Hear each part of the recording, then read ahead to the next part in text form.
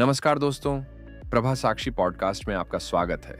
और आज हम बात करेंगे भारत की रक्षा तैयारियों को लेकर एक बार फिर बड़ी हलचल देखने को मिल रही है। लंबे समय से जिस रक्षा सौदे पर सबकी नजरें टिकी थीं, अब वह निर्णायक मोड़ की ओर बढ़ता दिखाई दे रहा है। बात हो रही है भारत और फ्रांस के बीच प्रस्तावित 114 राफेल लड़ाकू विमानों की डील की, जिस पर अब एक बड़ा अपडेट सामने आया है।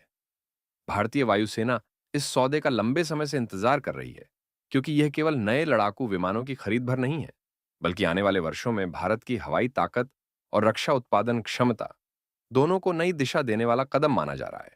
दरअसल भारत ने इसी वर्ष मई महीने में फ्रांस को 114 राफेल फाइटर जेट्स की खरीद के लिए आधिकारिक लेटर ऑफ रिक्वेस्ट यानी एलओआर भेजा था। यह किसी भी बड़े रक्षा समझौते की प्रक्रिया में बेहद महत्वपूर्ण चरण होता है, क्योंकि इसके बाद संबंधित देश अपनी शर्तों और प्रस्ताव के साथ औपचारिक जवाब देता है। अब जानकारी सामने आ रही है कि फ्रांसीसी अधिकारियों ने इस एलओआर का विस्तृत जवाब देने के लिए अगस्त के मध्य तक का समय मांगा है। माना जा रहा है कि 15 अगस्त के आसपास इस सौदे को लेकर बड़ी प्रगति देखने को मिल सकती है और इसके बाद बातचीत अगले चरण में प्रवेश करेगी।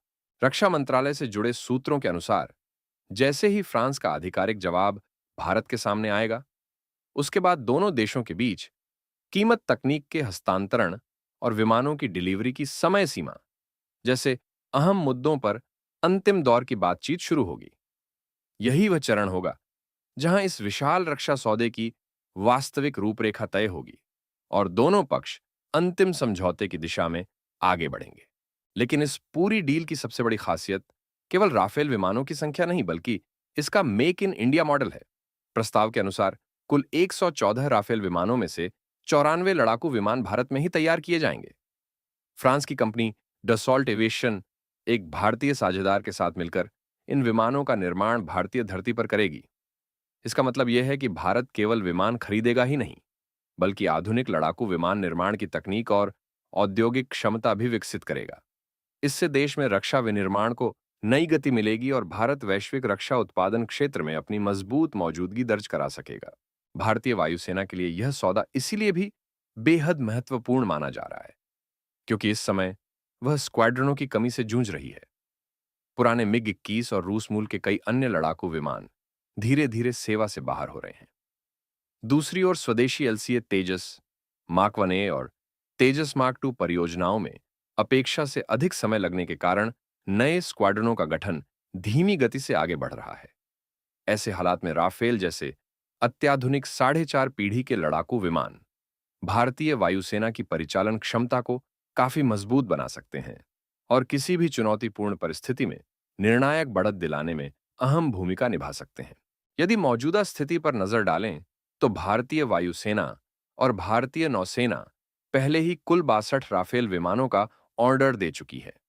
यदि प्रस्तावित 114 नए राफेल भी इस बेड़े में शामिल हो जाते हैं, तो भारत के पास राफेल विमानों की कुल संख्या बढ़कर 176 हो जाएगी। इतना ही नहीं, भारतीय नौसेना भविष्य में 31 राफेल मरीन विमानों की खरीद की भी योजना बना रही है। ऐसे में आने वाले वर्षों में भारत के पास 200 से अधिक राफेल लड़ाकू विमान होने की संभावना बन सकती है, जो देश की वायु शक्ति को एक नए स्तर पर पहुंचाएगा। यदि मौजूदा स्थिति पर नजर डालें तो भारतीय वायुसेना और भारतीय नौसेना पहले ही कुल 62 राफेल विमानों का ऑर्डर दे चुकी हैं। यदि प्रस्तावित 114 नए राफेल भी इस बेड़े में शामिल हो जाते हैं, तो भारत के पास राफेल विमानों की कुल संख्या बढ़कर 176 हो जाएगी। इतना ही नहीं, भारतीय नौसेना भविष्य में 31 राफेल मरीन विमानों की खरीद की भी योजना बना रही है।